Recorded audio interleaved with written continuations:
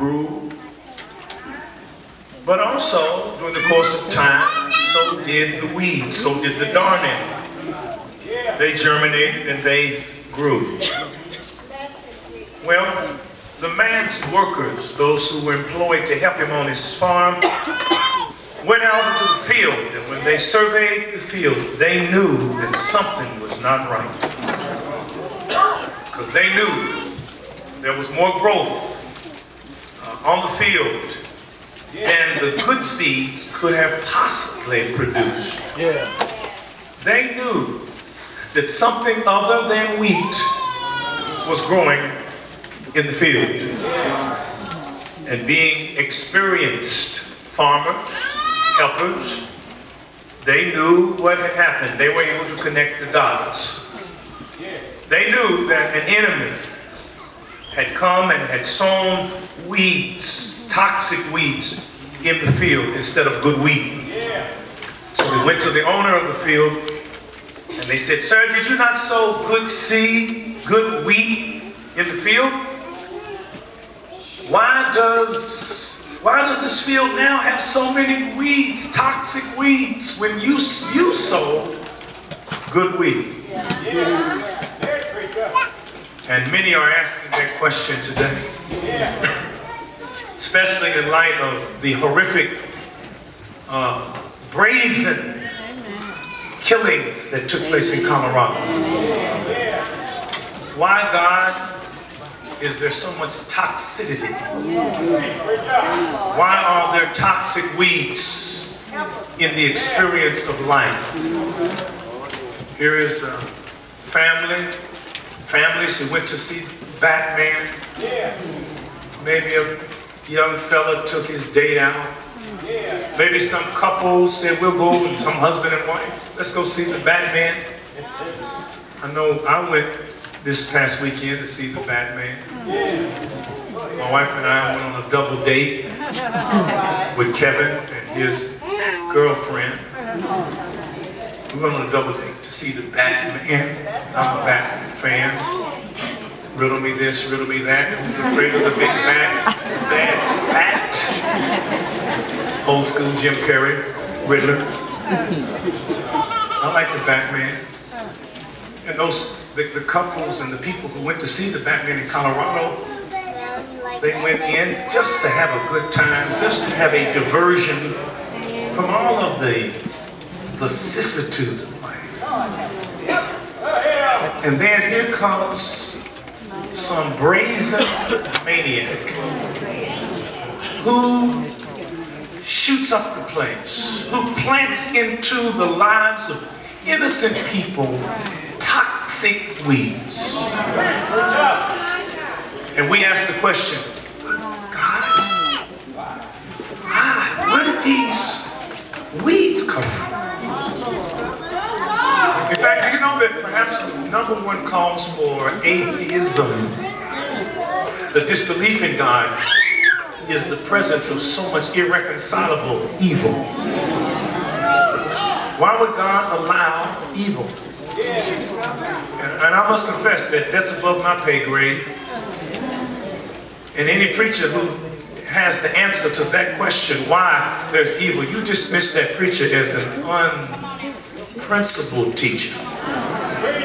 We don't know. It's above our pay grade to understand why God allows weeds. I do know this, that God has made us all free. And whenever there is weeds, be it on a farm because somebody jealous of another farmer is planting weeds, or whether those weeds be because some twisted, psychopathic mind sprays a theater with bullets, I know that there is an abuse of freedom. Because each one of us are free to plant weeds, or we're free to plant wheat. And you may ask, well, why did God make us free? Because He wants us to love Him. And if we don't have the freedom not to love Him, we cannot truly love Him.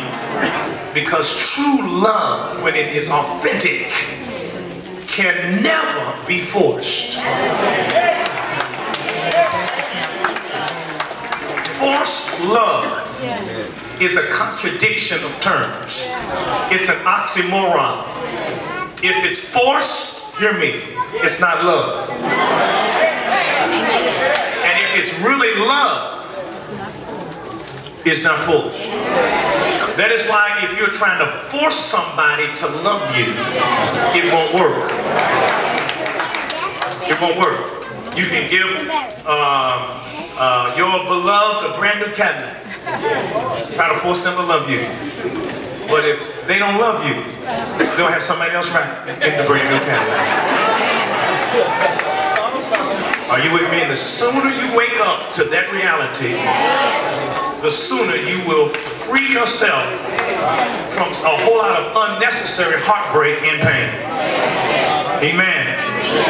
Here is a man who misuses freedom, goes into another man's farm, hating on the farm, thinking that he could ruin his crops by planting darnel. And the reason he did it was because he knew that the wheat, if it was to grow, would need water and nutrients, and the weeds would steal much needed water and nutrients from the grain that he had planted. And sometimes we have weeds in our garden. We have toxic things we got to deal with because we planted them seeds. I used to wonder, well, God, why the weeds? When you don't want to get the bag in your hand and you don't want to dug up the ground and watered the seeds. I'm like, you know, dumb, you know why you got weeds. You planted them. But there are times when you are experiencing weeds that you didn't plant. Somebody else behind your back planted those weeds. They planted them in order to ruin you. This man has something toxic.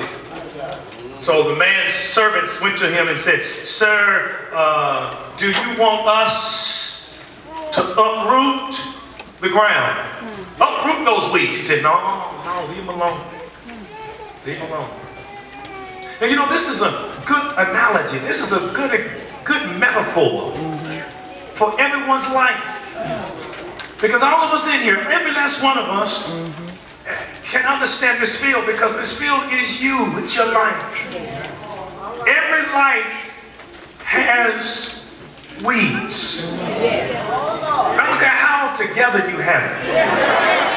There's some weedy things you got to deal with. I don't know what your weeds may be. It may be that you don't have enough money to pay your bills. It may be you're stuck on a dead-end job. And maybe you have a dysfunctioning body. I don't know what your weeds are.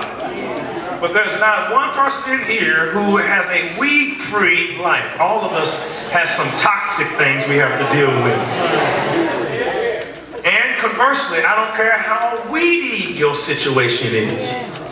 Your life will never be so toxic and never be so weedy that you can't at least point to some wheat that's growing in your field. All of us got, look how bad it is. You got weed. You might not have a job, but your week may be just that you woke up this morning. Amen. You might not be, there might be foreclosing on your house. But at least you got clothes on your back. I don't know, but everyone in here has some weeds, and we have some wheat. And here is the great challenge for all of us. And that is to not be so fixated on our weeds that we never stop to thank God for the weed. That we become so weed preoccupied, because I know a whole lot of people who are just like that. You don't even want to be around them, because all they want to do is talk about the weeds. All they want to do is talk about how bad things are. I got somebody in my mind right now. That's all they do. I mean, seriously, they're being consistent. All they do is talk about the weeds. And there are weeds. Every last one of us in here has some weeds. You look good. You got your church clothes on. You're at your best behavior because you're in church. But you know you came to church with some weeds. Some of y'all been smoking some weeds. When you leave here, you got to deal with some weeds.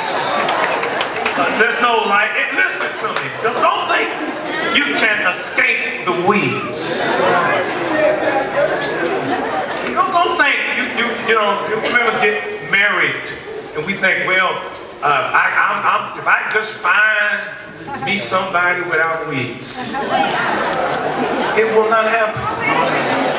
Because if it did happen, you found somebody with weeds, he won't marry you because you weedy.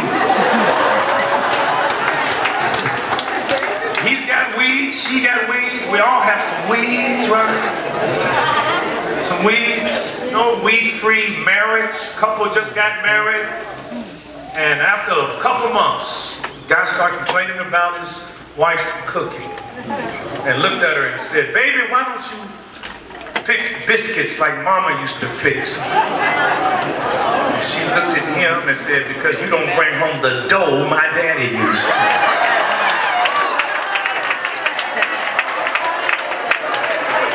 Somebody say weeds. I wish that I could stand here and honestly tell you, beloved, that St. Stephen Church is devoid of weeds. I can't think of a better church this side of heaven. But we have weeds. We got weeds. There's weeds because there's no perfect anything. There's no perfect family, no perfect couple, no perfect church. There is a disadvantage in every advantage. There's disadvantages in every climate. Go to Florida and say, "Oh, it's wonderful here," until you get hit with no hurricanes, typhoons. There's rough spots on every road, and there are weeds in every field. Yeah. So the servant said to the farmer, "Since there are weeds, do you want us to go out and uproot the weeds? You want us to go out there and pick them up?" And the wise farmer said, "Nah, leave them alone. Not that I like weeds. I don't like them. Not that they're not toxic, but leave them alone. Because if I commission you to go out into the field and to uproot the weeds, you unintentionally might uproot in the process wheat." He says, "Instead, let the wheat and the weeds grow together. And at the harvest, I'll gather everything up and I'll meticulously separate the wheat from the weeds." You see, you got to understand something. See, we're so far removed from the agricultural culture of Jesus that we don't understand wheat and weeds. Jesus' original audience understood what he meant